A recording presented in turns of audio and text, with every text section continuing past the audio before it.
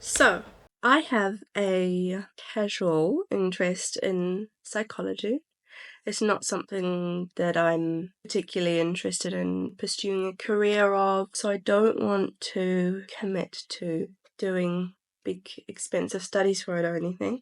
So I've created my own self-directed study for myself. I've made a layout of the topics that I want to study in kind of lists, so I can go from like basic things to more complicated things, go more in depth in certain areas. So I am just gonna show you what I've organized for myself and also the technique that I've made up for myself. It's a 3-step process. Number 1 is review the information.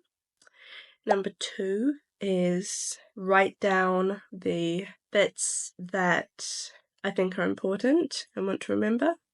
And then number 3 is take those notes and condense them into something that I can easily reference later. So, step 0 is to collect my subjects in a list so that I can come back to that later and keep up with where I'm at. So I've made a little chart on Notion. You can just use anything you want to. I just like things to look pretty for myself. So I have the subjects in a list so I can go through them, and it's a checklist so I can tick them off as I've done them. And also in this document I have some other things. I've got the reminders to help me keep track of the stuff I want to do next, and also a little notepad so I can remember the stuff I was thinking of at the time. Step 1 is to review the information.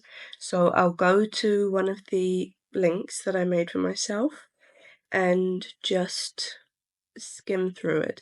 Because I'm not studying to pass any exams or be up to any standards, I can basically just focus on the stuff that I'm interested in and skip the stuff that's boring to me. For example, the history of psychology is something that it's a lot of names and dates, and that really, so I'll just scroll through until I find something that is interesting. For example, the major schools of thought was something that did really interest me. Niches of psychology. You've got the biological, the behavioral psychology, cognitive psychology, etc.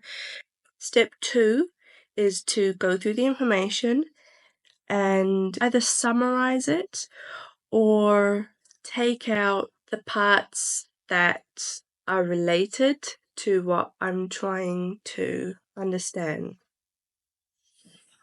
Hopefully that makes sense. So I'll read the information from the reference place, Wikipedia, psychology, medical blogs, whatever, and then I will write it onto my note-taking app.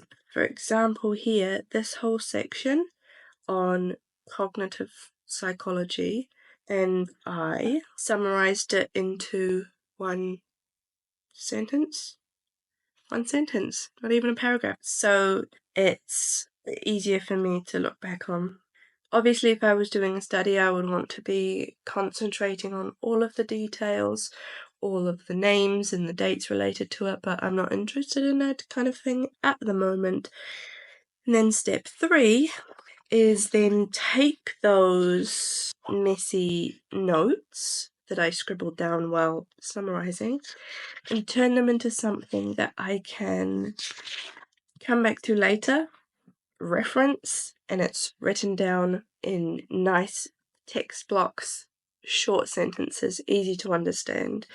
Trying to summarize it down really gets it to stick in my brain, and then taking my messy summaries and turning them into something cohesive really makes it stick in my brain. Yeah, I guess that's it. That's kind of my study setup for the moment. It's not effective if you're doing actual school studies because you end up with a lot of gaps. But because this is just self-directed, this is just something I'm kind of interested in, I can make up the rules. So that's it. That's the end of the video. That's my 4 step process for learning about psychology. Bye!